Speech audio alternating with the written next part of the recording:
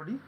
In this lecture, uh, before starting a new topic, let us first discuss about from where we have left in the last video, that is last lecture, lecture 5. At the conclusion of lecture 5, we have discussed about the comparison between half wave and full wave rectifier performance based on different criteria, and from there we have seen that the full wave rectifier is much better prepared to combat the problem of ripple, that is to remove the ripple at the output of the rectifier. The full wave rectifier is much better prepared than the half wave rectifier because the ripple factor of full wave rectifier is lesser than half wave rectifier. Now, in terms of output frequency, that is the rectifiers will be compared in terms of the output frequency. The output frequency for a half wave rectifier,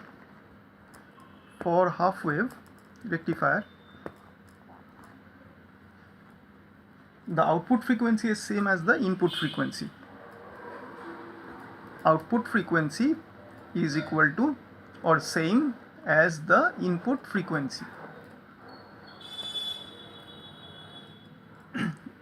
We can easily understand this point because each cycle of input voltage produces one cycle of output voltage. Both the cycles are equivalent. So therefore we can write for half wave rectifier, F out or output frequency is equal to F in or input frequency.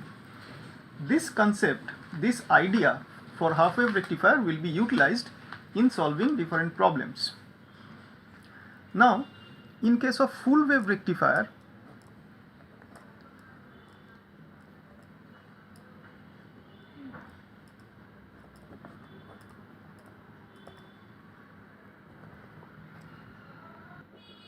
the frequency of the full wave signal is double the input frequency,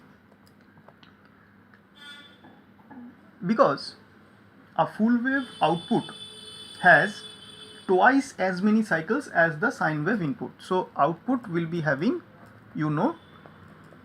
twice as many cycles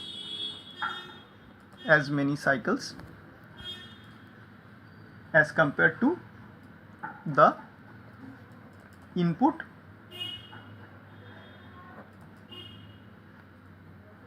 sine wave signal.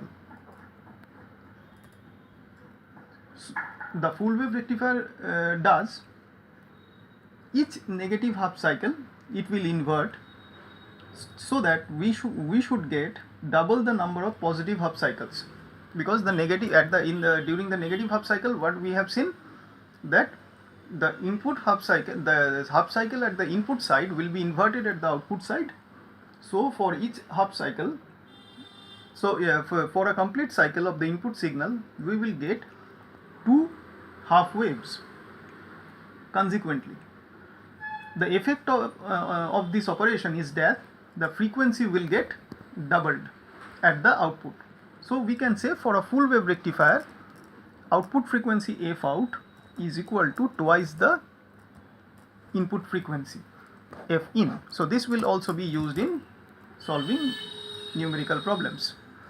So if we now compare the half wave and full wave rectifier in terms of output frequency, we will see that because of two consecutive waves for a input sinusoidal signal, in a full wave rectifier the frequency gets doubled, whereas in a half wave rectifier the output frequency will be same as the input frequency. This can be proved considering frequency as 50 Hz or 60 Hz.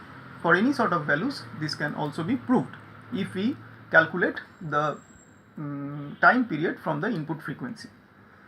So this was one of our discussions about the comparison between the full wave and half wave rectifier in terms of frequency, input and output frequency. Now let us see the next topic of our discussion on rectifiers, and that is filters. Now we will go into those discussions where we will see filter will be used in such a way as a particular electronic circuit or device which will be helping us to remove the ripple, that means the AC content, as much as possible from the output of any rectifier. So a perfect rectifier circuit gives across its load resistance a ripple free steady voltage. It is as per the ideal terms. The output of a half wave or full wave rectifier contains instead what we have seen in practical cases, ripple components, that is AC components mixed up in the ideal DC at the output of a rectifier. The performance of such rectifiers where this mixing is being observed can be improved by including an additional circuit between the rectifier and the load resistance, which is driven by the rectifier, to reduce the ripple components. This additional circuitry is called a filter. So what a filter will does? A filter will remove as much as possible the ripples or the AC components ideally should not be present at the output of any rectifier. It should remove that, and that's why the filters will be used between the output of the rectifier and the load. In the simplest of all cases, different configurations of filters can be used.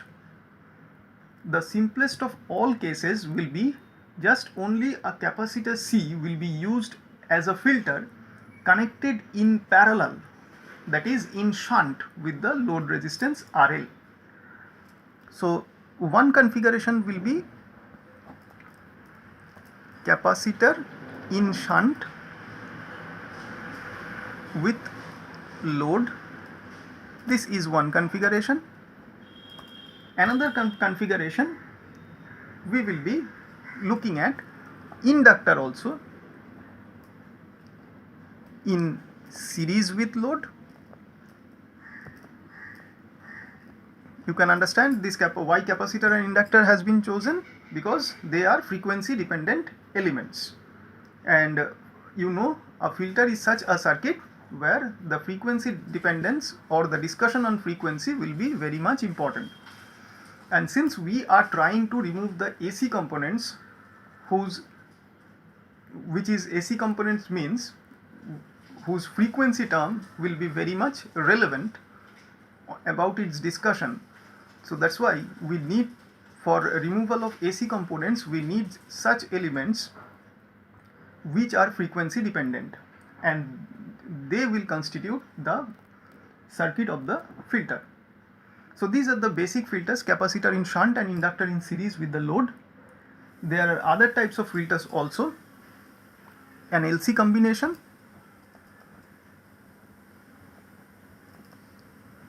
this LC combination will be of two types, maybe of two types. One is L section with a capacitor in shunt and inductor in series with the load. These all are connected with the load. And also pi section. This was L section, and this another is pi section. Both comes under the category of LC combination filter, where two capacitors, here a single capacitor is used, two capacitors in shunt and a single inductor in series with the load.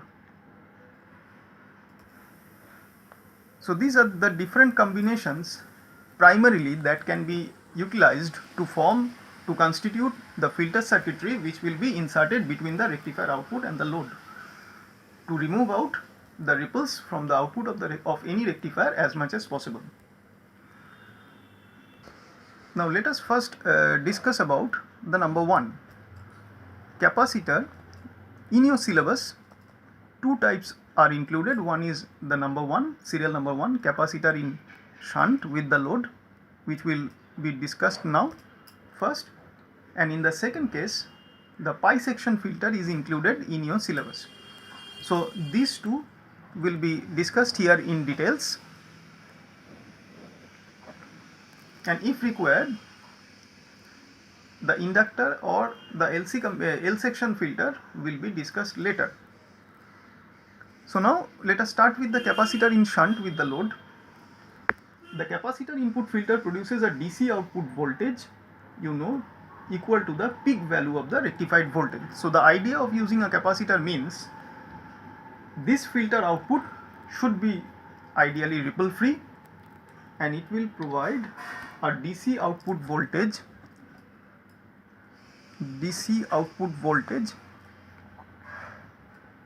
equal to peak value of rectified voltage. So this is the basic fundamental knowledge based on which the capacitor, a single capacitor in shunt with the load, will work well as a rectifier. So the idea should be DC output voltage is equal to peak value of the rectified voltage. That means at the peak value of rectified voltage, the capacitor will be charged and if required discharged from there, so that the output of the rectifier should remain at a constant level and it should be as much as ripple free. So let us first discuss about the configuration, a basic simple configuration of capacitor as to be used as a filter. Now let us take an AC source, a diode and a capacitor. To understand this, the use of capacitor input filter, let us take example of a simple circuit, that is unloaded capacitor input filter.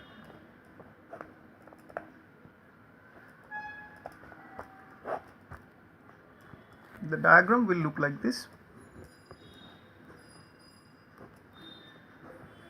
An AC source, you can understand, a diode which is working as a rectifier, that is converting AC to DC, but it is not ideal. There will be ripples at the output of the diode, and a capacitor is connected at the output of the diode or rectifier. Here, why it is called unloaded? Because no load resistance is connected right now. Initially, what will happen, how this circuit will work? Initially the capacitor is uncharged. We assume that during the first quarter cycle means the input AC signal will be like this, and the first quarter cycle, this is half cycle. So if we divide it into two parts, this is the first quarter cycle, that is only this much of signal. So the output will be something like, for the first quarter cycle, so let us take this much of portion only. The diode is forward biased because it is going to the positive peak, so the diode is obviously forward biased during the first quarter cycle, and it will then act as a closed switch. So whatever is present at the input will be replicated at its output, and as a result of that, the capacitor will get signals from the input side or AC source, and it will get charged gradually, and its voltage will be catching up the source voltage at each instant of time during the first quarter cycle, and this charging will continue until the input reaches its maximum value. So at the maximum value of input signal, suppose this is the maximum value Vp, and at this point Vp, the capacitor is charged, the voltage across this capacitor is Vp, like this, charged to the maximum or peak value. So the output of the capacitor equals voltage Vp. Now after the input voltage reaches the peak value, it will start to decrease. You can see it is starting from here at the peak position at the top to decrease in this direction. This is the input V in, and this is the capacitor voltage Vc based on the input voltage here. This is V in, and this capacitor voltage is Vc. This Vc will be equal to Vp at this peak value of input voltage, and after that the input voltage will start gradually decreasing. Now as soon as the input voltage is less than Vp, that is it comes down from the peak, the diode will turn off. Why? Because now at the peak voltage Vp, Vc at Vc equal to Vp, the voltage at the output side is greater than the voltage at the input side, because at the equilibrium, when V in is equal to Vp, then it will indicate Vc will be equal to Vp. That means the capacitor will be charged at maximum peak value of input voltage. Now as soon as the V in will decrease down from the maximum value Vp, the capacitor, due to its inherent property, will try to hold that charged condition at Vp. So at that time, as this point will be alternating to be going down towards the zero axis, due to the natural nature of sine wave at the input side V in, this voltage will remain as it is at Vp. So the voltage at the output side will be more positive than the input side. That will make the diode at the cathode side will be more positive than the anode side, and it will get switched off. That means the diode will come into a non-conducting state. It will turn off and it will act like a open switch. So nothing will be replicated from the input to the output at that condition.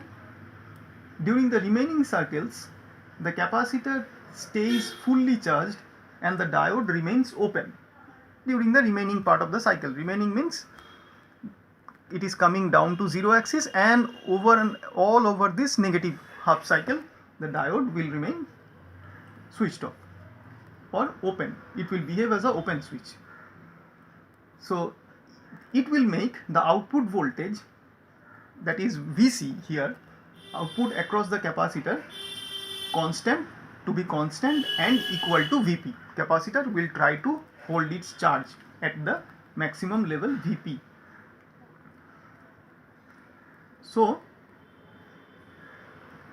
that means, in spite of, what does it mean? In spite of changes negatively that is being happening at the input side at the AC source, capacitor, due to its inherent property, will try its best to stay at the voltage Vp at a constant level. So that means, in spite of having changes or alterations at the input side due to its inherent sine wave nature, output of the rectifier will be remaining at a constant voltage Vp, that is at a constant DC level. So in this way we can say that this capacitor is helping to stabilize the output of the rectifier at a constant level, which is DC. So in other words, it is helping the output of the rectifier to become ripple free as much as possible. Ideally, all the capacitor input filter does is charge the capacitor to the peak voltage during the first quarter cycle. In this type of configuration, this peak voltage is constant, the perfect DC voltage which we need for the operation. But the problem is, here there is no load resistor. So ideally the output should be like this. This is the first quarter cycle and this is the second quarter cycle, and this is the negative half cycle. This is the next cycle, next positive cycle. So the capacitor, what it will do, it will remain over here and it will stay like this.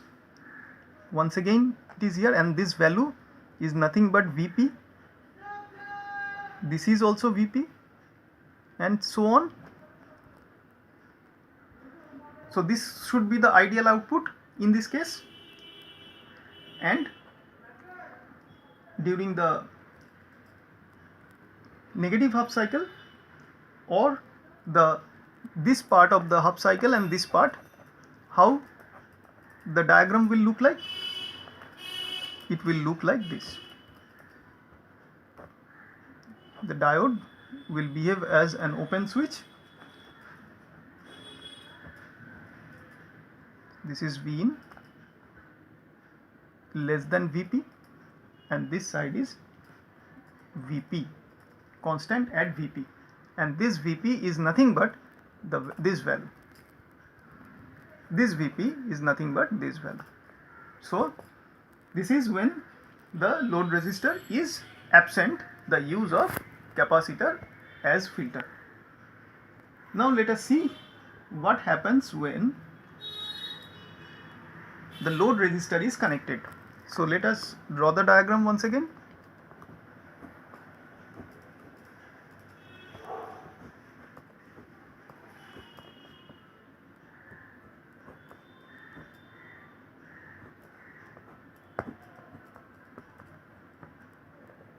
Just connecting in parallel to the capacitor filter a load resistor RL.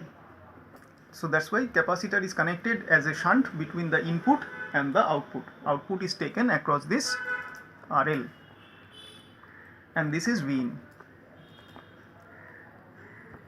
This is Vc, and this is VL or VO.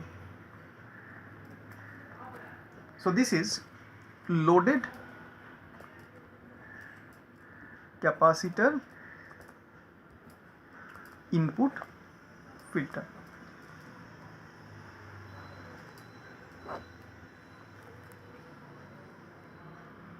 Now, as long as the RLC time constant is much greater than the period. Now, in this case, what is important? This capacitor will be having a discharging path through this RL during the non-conduction period of the diode. During the conduction period of the diode, obviously the capacitor will charge as the previous one when there was no load resistor. But here, since because of the presence of this load resistor, and during the non-conduction period of the diode or the rectifier, the capacitor will be having a discharge path through this load resistor, and there will be a tendency of decreasing the voltage gradually from the charged peak value Vp, as we have seen in the previous case. So let us see how that happens. The condition is, because of this tendency for the capacitor to be discharged through the load resistor RL, the condition is RLC time constant, but this discharging is dependent on the time constant. Any capacitors discharging or charging is dependent on the time constant. If a load or resistance is connected with that capacitor, the product of resistance and capacitance is called the time constant.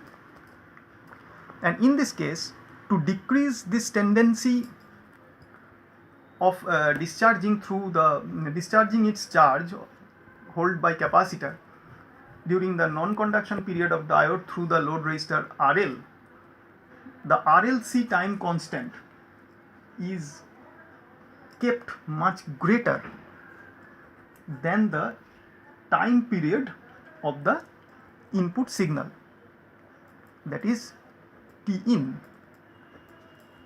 time period of the general nature of the sinusoidally varying input signal.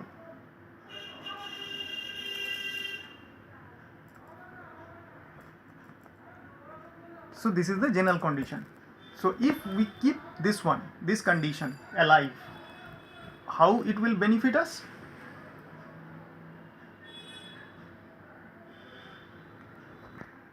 The capacitor remains almost fully charged because of slow high value of time constant. That means it will discharge very slowly. So as a result of that, the capacitor remains almost fully charged and the load voltage will approximately almost remain at Vp value. The only deviation from a perfect DC voltage is a little bit of ripple that is to be seen still in this case. The smaller the peak to peak value of this ripple, the more closely the output approaches a perfect DC voltage. That means we can say that this output is still not a pure DC in spite of keeping this condition alive, but still less the amount of peak to peak ripple value at the output of this load across this load, more will be the chances of getting pure DC at the output or a perfect DC at the output. Now between two peaks, so first let us draw the diagram waveform. So how does it look like? It will be like this.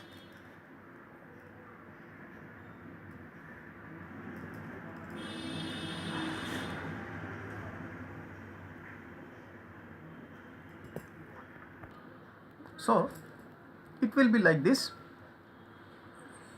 First the capacitor is charged at this point Vp. After that, this is my Vin. Based on this Vin, the capacitor is fully charged. It is charged up to this. This is Vc. It is charged. This is Vc. It is charged up to this. And after that,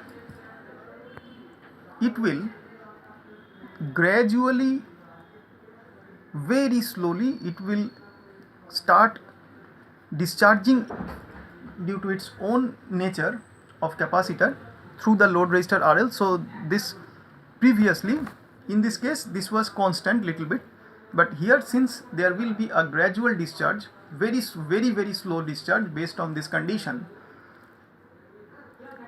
this will be little bit down. That means it will come little bit down up to the point, this is like this. After that, the negative half cycle, this has come, and after that once again the capacitor will charge and stay at Vp. So it will be connected between these 2 points, will be connected, and there may be a little bit of dip that is being observed between these 2 points because of a very slow discharge nature of the capacitor. And at this point, once again the capacitor will be regaining its output voltage at Vp, and after that the same thing will happen until the next half cycle peak. That means here once again it will be gradually a little bit down and regaining the position of Vp. But more or less this line, this red line, is almost a constant, which signifies a almost pure DC level at the output, which is as much as ripple phi.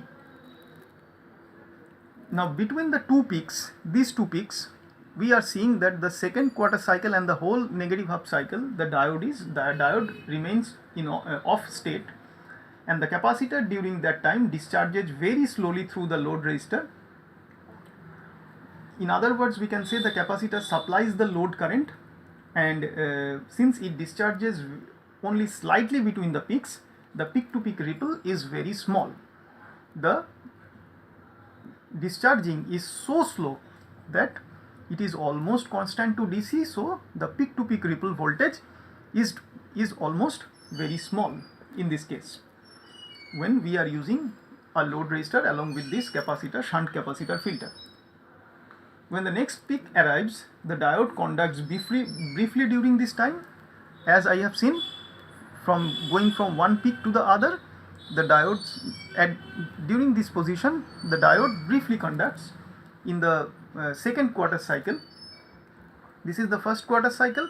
This was second quarter cycle, during which it was decreasing. In the third quarter cycle, it will once again, the input will be increasing and the diode will be diode will be conducting, and the capacitor filter will be regaining its charge across it as Vp to get the voltage as Vp. So the capacitor will be recharged at peak value in the third quarter cycle. Here this is first quarter, this is second quarter cycle, and this is third quarter cycle. But important to note that these quarter cycles are considered in the positive half cycles only, not during the negative half cycle, because it is quite obvious that during the negative half cycle the diode will be completely switched off and there will be no question of charging by the capacitor. Now if we consider, so this is all about the half wave format, that is we are using a single diode and half wave capacitor filtering, capacitor input filtering. Now if we use a full wave rectifier in center tap or bridge condition with a capacitor input filter, the peak to peak ripple is cut in half. Why? Because now we should compare comparison of using C capacitor, C filter for half and full wave. Let us compare half and full wave rectifier.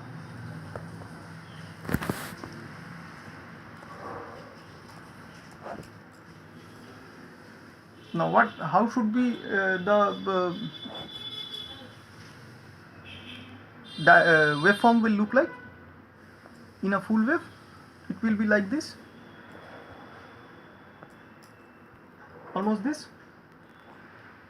Now at this point the capacitor is fully charged, therefore a very slow little bit dip, then again once again it is fully charged at Vp, therefore a very slow discharge and little dip in the line, and once again it is charged and regaining the peak voltage at Vp across the capacitor. So ultimately it will be giving us almost a pure DC level.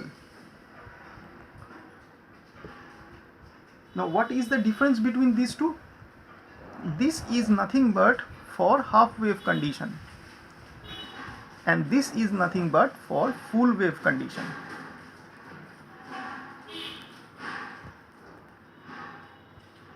So what we are seeing that here in this case the two half cycles are a one half cycle apart.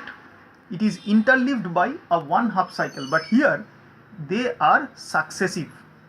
So the change or little bit chances of little dip between two successive half cycles peak, positive half cycles peak, is more for a half wave rectifier than a full wave rectifier, because in a full wave rectifier these two peaks are coming successively, but here in interleaved manner, one half cycle apart. So chances of dipping this pure DC level is more for a half wave rectifier than for a full wave rectifier. So we can say from this concept that when the full wave rectifier is worked with a capacitor input filter, the peak to peak ripple is cut in half. So the chances of ripple getting half for a full wave rectifier than a half wave rectifier.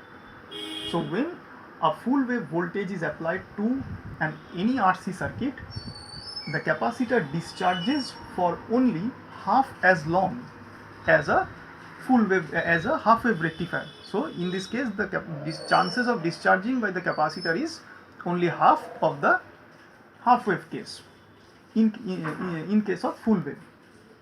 So therefore we can conclude that the peak to peak ripple voltage is half the size it would be with a half wave rectifier. So the conclusion should be the peak to peak, in short it is written as P dash P, ripple voltage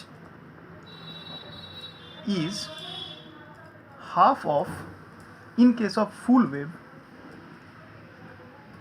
is half into half of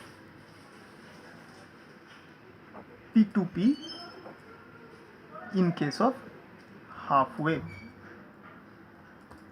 So this concept is important for solving numerical problems on rectifier output and rectifier output with a capacitor input filter.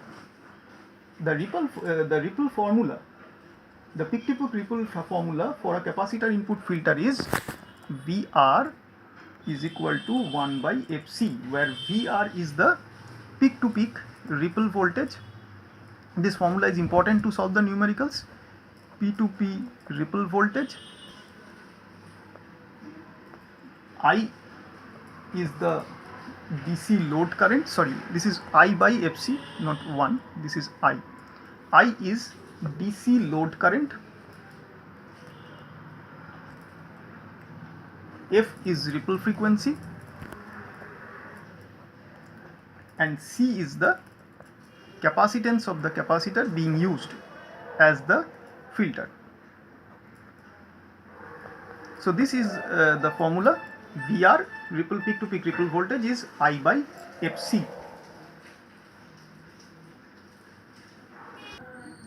Now this formula is a little bit approximate, not any exact derivation is available, and also it is another thing I need to add with this discussion is it is difficult to calculate the exact DC voltage in case of a bridge rectifier, because this theory is conceptualized considering mostly the center tap rectifier, because for a bridge rectifier, you know, the number of diodes required is more. That is one of the limitation of bridge working with bridge rectifier, and as a result of that we have to subtract from the peak voltage, peak output voltage of the rectifier, the two diode drops, more number of diode drops. So because of this, the calculation of exact DC voltage is difficult for a bridge rectifier, and also since for a short period of time the diodes are conducting to charge the capacitor again and again during its recharging cycle, and because of that very high current is being required for short period of conduction by the diodes, and due to the flow of those high currents through the transformer windings and bulk resistance of the diodes, additional diode drops may occur in case of a bridge rectifier, which if considered, then the exact DC load voltage calculation will become far more difficult. So this that's why this theory has been conceptualized based on the condition of working of center tapped full wave rectifier only, not as much as it is exact solution for working with a bridge rectifier. So before I conclude this capacitor as a filter for output of the rectifier, one thing I need to add, one most important thing, that the question should naturally come, that why this capacitor is being used. I have already told at the beginning that the capacitor is a frequency sensitive element, and you know, the reactance of a capacitor denoted by Xc is 1 by j omega c.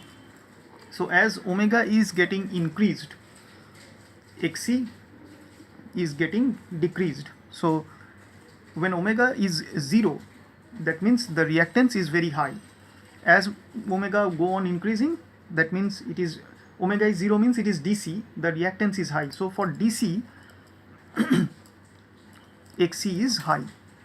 Now as we are using AC, that means we are going on increasing the omega, Xc is decreased, that means the reactance of the capacitor is decreased.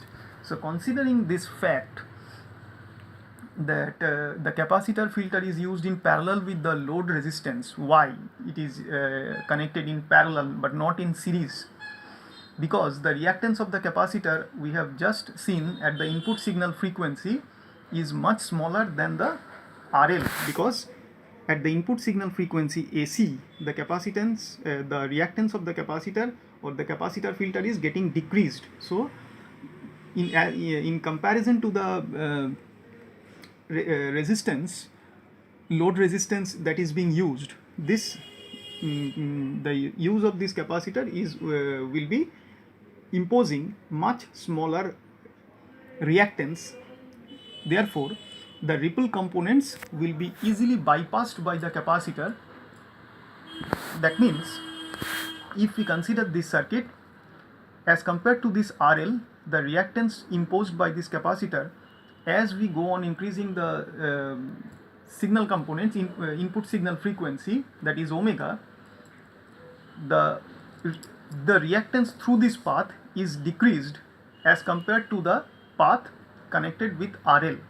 So that will make the AC components that is being mixed up at the output of this diode will be preferred to pass through this capacitive path rather through this output load path. So it will mean if we segregate the DC and AC components at the output of the diode or the rectifier, the AC components will be more easily passed through this capacitive path and the DC components will remain to be there going into the load resistance path. So as a result, the AC components, we can say the AC components will be bypassed by this capacitive path, and the DC, that means the fluctuations will be bypassed by these capacitive paths, and the output at the across the load resistance RL will be fluctuation free or ripple free as much as possible, and chances of obtaining pure DC will be higher. So that is why we are considering capacitor in shunt with the load resistance at the output of the rectifier to be used for making output ripple free as much as possible or fluctuation free as much as possible, so that pure DC is ensured at the output of the rectifier. Thank you.